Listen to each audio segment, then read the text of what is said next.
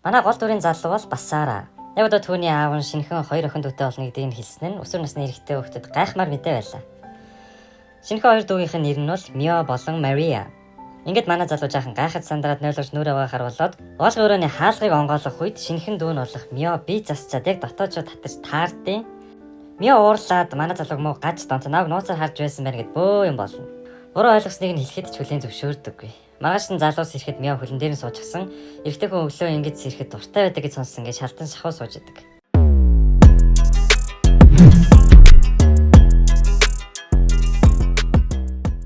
Тэгээд ороос нэг юм нухаад байхаар нь гараа хийгээд үзтэл насан туршидын видео тоглоом болоод манай залуу бас л буруу ойлгосныг нь тайлбарлаад минийх биш гэж байгаа дээрээсээ давхарлалтад унчнаа.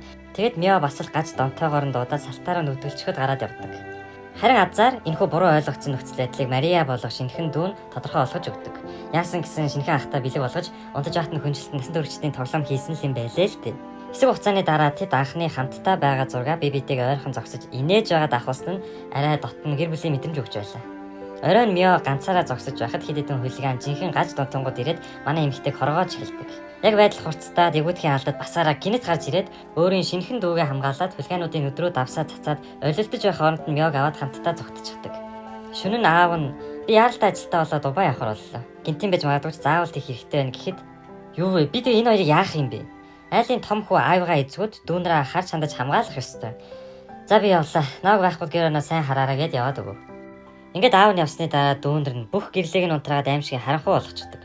Басараа жаахан гайхаад нөгөө хоёр дээр очиод хоол идэхүү, өсөж байна уу, сүшигээд өгөхөө гэхэд огт юу ч хариулсангүй. Аав явчихсан болохоор гаж донтон гэж бодоод надаас айгаад хамгаалтаа сайжруулаад байгаа юм байна гэж бодоод байж итэл Мария гинэт амнэн чи эндээс үрд яваад хизээч битгий ир гэдэг. Үүнийг нь Басараа тоглоом хийж байна гэж бодоод хөнгөнээр хүлээж авахд Мио ахаад түүнийг эндээс зайлгэх нь тэр. Үүнтэй зэрэгцэн Мария Басарааг өөрийн чөтгөрийн шидэ ашиглах хан руу түлхээд энэ ертөнцийн дээр баатрууд байдаг шиг чөтгөрүүд ч гэсэн байдаг юм. Бид хоёр бол чөтгөр.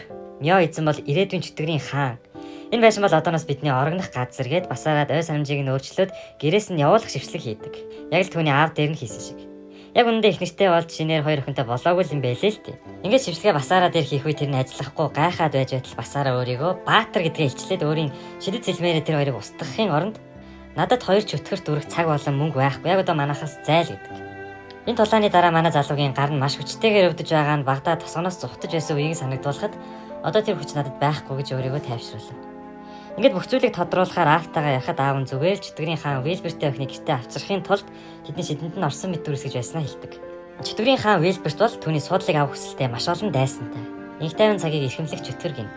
Өөрийн охин Миога хамгаалахын тулд хүний ертөнцийн рүү туслахтаар хамт явуулсан нь энэ байж. Тэдгээр дайснууд Миог эцгийнхээ хүчийг өвлөж аваад бүх хүч чадлаа хөгжүүлж тэднийг устгахаас өмнө хайж болоод урьдчилан сэргийлж түүнийг устгахаар жилийн өмнөөс өдийг хүртэл хайсаар байгаа гин. Хэсэг хугацааны дараа Мария эзэндээ хандан намайг уучлаарай. Түүнийг баатар гэж мэдсэнгүй. Ахаад чиний газар хайцгаа гэхэд Мио үгүй дээ. Одоо болсон. Надаас болоод хүмүүс зовхыг харахыг хүсэхгүй байна гэдээ ярилцаад байж байтал гинэ таанаас чинь бидний чөтгөр гарч ирээд манай хоёрлоо дайрдаг. Яг энэ үеэр Басараа аавынхаа тайлбарыг ойлгосны дараа ааваасаа тэднийг олоод хамгаалах тухай мессеж хүлээн аваад хайхаар гарав. Мио тололдож байгаа чөтгөр цохиулаад өндрөөс унах үед нь Басараа тэднийг олоод Мио туслаад өөрийн шидэд сэлмээрээ чөтгөрүүдийг устгаад тэр хоёрыг хамтдаа гэртээ харьцаагээд хамтдаа ахуулсан гэр бүлийн зураг үзүүлдэг. Ингээд гэртээ хараад Мио усанд орж байх үед Басараа Марияд бид тосгоноо орхиод ингийн амьдралаар амьдарч байгаа ч гэсэн гэр бүлийн гишүүнээ айлын том хөө хамгаалах хэрэгтэй гэж аав хэлсэн учраас би та хоёр тусалсан гэж тайлбарлаад Мио зүгээр үү гэхэд цаа чин зүгээрээ уусаа ингэж удаа усанд ордог юм. Одооноос бид хоёр чиний дүү юм чин буцаагаад юмудаа авчрах нь дээ гэдэг. Яг энэ үеэр Мио тухайн тулааныг бодоод өөрийгөө Басараатай харьцуулахад биеийн болон сэтгэл санааны хувьд хангалттай хүчрэх биш байна гэдгийг ойлгодог. Басараа хаалганы цаанаас Миогоос уучлахгүй хад Мио хит халуун уранд удаан байсан болохоор ухаан алдаад унтчихв. Дотогш ороод зүгээр эсхийг шалгахад Мио гарыг нь цохоод татгалзаад уучлалах шаардлага байхгүй. Яагаад бидэнд тусалсан юм? Бид чамайг хуурсан шүү дээ гэхэд би ч гэсэн баатар гэдгийг нууж та хоёрыг хуурсан болохоор хамгаалсан юм. Ингээд адилхан боллоо. Хэдийгээр аав ээжийн гэрлэлт гэж байхгүй ч энэ бүхэн худал байсан ч гэсэн одоо хэдүүлээ нэг гэр бүл. Хамтдаа амьдарч бие биенээ хамгаалах нь гэр бүлийн утга учир гэдэг. Энэ үеэр Мария орж ирээд тэднийг хараад ямар ч байсан асуудал үүсгэхийг ойлголцсон байгааг нь ойлгоод Басараагаас чи хүчтэй юм аа. Миний хийсэн техникийг саарамгчулсан гэхэд энэ зүгээр л тохиолдлын аз байсан юм аа гэд яваад өгдөг. Шөнө Мио өрөөндөө аав ээжтэйгээ авахулсан зураг хараад тэдэнд юу тохиолдсон өнгөрсөн дурсамжуудаа санаад байж байтал Мария өрөөнд нь орж ирэхэд Мио Басараа үнэхээр хоёулангийг хамгаалж гэр бүлийн гишүүнээ болохоо шийдсэн гэж юу гэхэд Мария Басараагийн өгсөн гэр бүлийн авахулсан зураг өгөөд түүний туслалцаа хүлээн авах хэрэгтэй. Тэд худлаа дүр эсэхэр хүмүүс биш гэж бодож байна гэв. Ингээд манай гүнж туслахынхаа үгэнд ороод түүнтэй санал нийлдэг. Хэсэг хугацааны дараа Мио болон Басараа хоёр Эзэн боолын гэрээ ихээр зан үйлийн тойрогт зогсож байв. Энэ гэрээ хийснээр сүнсээрээ холбогдож биенийхээ хаана байгааг мэдрэх боломжтой гин. Утас болон GPS ашиглавал эвдрэх эсвэл саатал үүсэх боломжтой учраас энэ хамгийн зөв арга юм байна л та.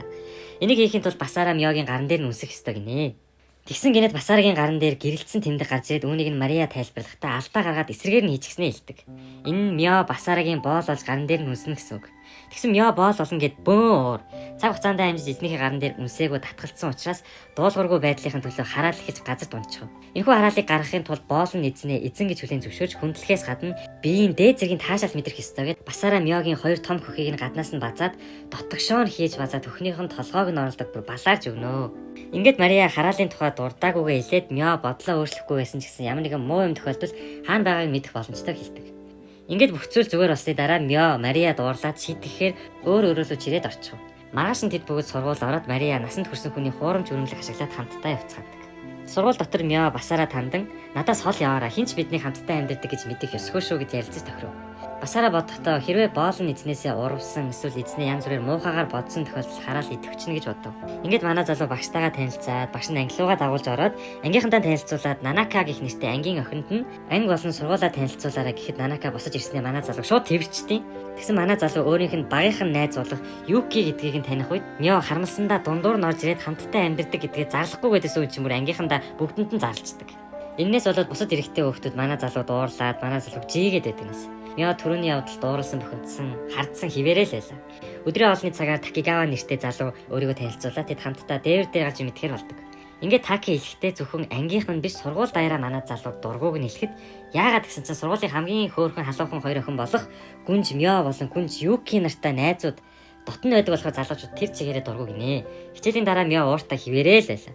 Үнийг нь Мария анзаараад яасныг нь асуухад Басара Юкигийн талаар тайлбарлах гэж байхдаа зэрэгцсэн Юки гарч ирээд хоёулаа ярилцаж болох уу гэж Басараад хэлв.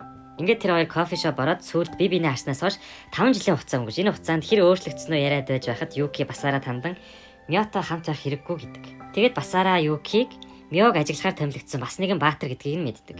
Энэ үед хуурамч эгчдүүс болох Мё болон Мария хоёр ярьж байгааг нь сонсоод Юки тэднийг ажиглаж мөрдөж байгаа бас нэгэн баатар гэдгийг нь сонсоод нэлээд гайхдаг. Хэсэг хугацааны дараа Басара тэд одоо энгийн л амьдралаар амьдарч байгаа. Тэдэнд буруу байхгүй. Хэдийгээр би бүрэн хүчгүй байсан ч тэднийг хамгаалах болно гэдэг. Тэгсэн гинт чанга чимээ гараад яасан гэсэн Мё гарааг үчгсэн байдаг. Ардаас нь Мария дагаж гүгээд юу болсныг нь асуухад Басара надаас улмал холдох юм шиг санагдчих. Би одоо яах ёстой юм бэ? Яаж түүнтэй уулзах вэ гэхэд Мария түүнд хэд хэдэн зөвлөгөө өгөөд сэтгэлээ илчлээд ямар нэгэн зүйл хийх хэрэгтэй хэлв. Энэ үеэр нөгөө тал Басара Юкид одоо болтол 5 жилийн өмнө болсон явдлыг дотроо тээж чанаж явдгаа хэлчихв. Тэгсэн Юки 5 жилийн өмнө Басара өөрийг нь аварсныг сануулхад Басара баярлаа. Гэтэ Мё бол начиг сул дорой биш. Өнгөрсөн төвөө нүүр тулаад илүү хүчрхэгжиж амьдрахыг хичээдэг. Тийм болохоор би түүнийг хамгаалахыг хүсэж байна гэдэг. Хэсэг хугацааны дараа Мария Мёд угаалгын өрөөнд түүнд онцгой бэлэг бэлдэх хэрэгтэй гэж итгүүлв. Оройр Басара салах хэсэг үзтгээд чамайг чөтгөрөөдтэй холбоотой энэ асуудалд оролцуулахгүй. Би өөрөө бүгдийг нь зохицуулна гэхдээ зэрэгцэн Юки өөрийн хүчээ идэвхжүүлээд муу төвчний чөтгөрийг өөрийн сэлмээрээ устгаад Мёгийн хүч чөтгөрүүдийг татдаг. Хэрвээ тэд хүмүүст ямар нэгэн байдлаар хор хөнөөл учруулах юм бол би Мёг устгахын тулд чадах бүхнийг хийнэ гэдэг. Ингээд Басара гэртээ ирээд нөгөө хоёрын буруу ойлгосон зүйлийг нь засаж хэлэхэд нөгөө хоёр нь хамтдаа тулалдахын тулд биендээ итэх итгэлээ улам нэмэх хэрэгтэй. Гээд ингээд тэд хамтдаа гурлаа усанд орохоор болдог. Уулгын өрөөнд Мё Басарагийн нурууг авраг хөхөөрөө өрөн угааж хэлэхэд Басарагийн бие хаа эвгүй оргоод бид хоёрт билуу авчирсан. Гарч идэ ихтэй зэрэгцэн Мария билууг нь бариад ороод ирдэг. Тэгсэн санаандгүй Басарагийн гарн дээр билуу нунаад зарим хэсэг нь наалтчихв. Ингээд биен дээр наалтсан билууг хоёр эмэгтэй ээлжлэн долоож эхэлнэ. Энэ үед манай залуу удирдлагаа алдаад үлдсэн билууг хоёр эмэгтэй бүх биеэр нь нялаад хөх бүхс гуй хас хацар ам гэд бүгдэн дээр нялаад базалж үрж эхлэв. Тэгсэн гинэд манай залуус ирэхэд Мариягийн оронд байж идэв. Тэгэд ашгүй зүүд байж ихэд Мария үгүй зүүд биш. Та угаалгын өрөөнд гинэд хамраас чи хэмжээний цус алдаад ухаан алдаад унтчихсан гэдэг. Тэгсэн Мария яг үнэндээ өөрийн хүчийг ашигласан байж л дээ. Манай залуу унтаж байхдаа Сэрэд ч Мариягийн үзгийг бадсаар л байснаа мэдээ тэр үйлдэлтэй уучлалт гуйдаг. Ингээд Мёг өөр өрөөнд унтаж байгааг нь дэлгэндуулаад Басара Мариатай ярилцах хэд хэдэн зүйл байгаагаа хэлнэ. Маргааш нь Басара ядарсандаа анги дээр зүрмөглээд унтаж байгааг харсан Мё бухимдаад надад ямар санагдаж байгааг мэдэхгүй л байгаа хта гэж боддог. Энэ үеэр Таки гарч ирээд Басараад Юкигийн зуны амралтын даалгавар чамайг туслаарай гэж багш хэлсэн гэхэд үүнийг нь сонсоод Мёгийн хардалт төрж уур нь үрээд түүний хараалт нь идэвччихв. Ингээд яг явах гэж байхад Мёгийн хараалт идэвчсэн учраас Басара явхаа болоод түүнийг эмнэлэгт хүргээд сургуулийн эмчтэй ярилцахад эмч түүнд сургуулаар нэг яриа болоод байгаа хүүхэд мөн бидтэй. Хин чиний найз болон хин чиний дайсан гэдгийг сайн бодох хэрэгтэй шүү гэж зөвлөдөг. Эмчийн өрөөнд байж байх зур Таки залгаад манай залуугийн өмнөөс хийх зүйлийг нь хийхээр болов. Басаараа Мария руу залгах гэхэд Мио тэр ахаад л нөгөө тоглоомоо тоглож байгаа юу? Чи хичээл дээр унтаал цаачин тоглолт тоо адилхан юмаа гэж гомдолдог. Ингээд манай залуу ус авангаа Мариатай ярихад удахгүй ирж аван гэдгээ хэлэхдээ зэрэгцэн Таки гинэт гарч ирээд Юки тавар дээр энэ гэсэн ирээгүй юу гэхэд гайхаад байж байтал гинэт хэд хэдэн чөтгөрөөд гараад ирэхээр нь өөрийнхөө хүчийг идэвхжүүлээд сэлмээ гаргаад найзуудыгаа хамгаалаад чөтгөрөөдийг устгахчихв. Үүний дараа Миогийн өрөөлөө ороход Мио байдгүй. Тэгсэн Юки болон Мио хоёр сургуулийн дээвүүдээр уулзаад Басарагийн талаар ярилцж байгаад Юки чи Басараатай хамт байвал Басараа зовх болно. Тиймээс түүнийг орхи гэхэд Басараа гэр бүлээ хамгаалахын тулд намайг анхаарж байгаагээ тэр хоёр тулалдаж эхэлдэг. Тулааны үеэр Юки хэлэхдээ Басараа 5 жилийн өмнө биднийг аврахын тулд маш олон найзуудаа золиосолсон. Тэр нь дахиад сэлэн барихад тулалдахад маш хүнд байгаа гэхэд Басараа дээвэр дээр гарч ирээд нөхцөл байдлыг дээрдүүлэхээр хичээх үед бас нэгэн чөтгөр гарч ирээд тэдний яриаг таслаад Басараа бол Баатрийн багаас хөөгдсөн. Одоо чөтгөрийн хааны охиныг хамгаалж байна. Басараа шөнө бүр чөтгөрүүтэй чамаас олж тулалддаг. Хэрвээ чөтгөрүүд ямар нэгэн байдлаар хүмүүст хор хүрвэл чамайг аюултай гэж Баатрууд үзээд устгах болно гэдэг. Үүнийг сонссон Мио гайхаад бүр шоконд ороод байж байтал Басараа чөтгөрлөө дайрдаг. Тэгсэн Миогийн ардаас бас нэгэн чөтгөр гарч ирээд түүн рүү дайрахад Басараа Миог хамгаалаад урдуур нь ороод нурундаа бүр нэвт заалгуулчихдаг. Part 1 маань энэ хүрээ дуусч байна. Хэрвээ энэ хөвчлийг 5000 лайк хүрвэл Part 2-ыг нь оруулах болно. Мөн 100,000 subscribe хүрсний дараа царайгаа ил болгоно.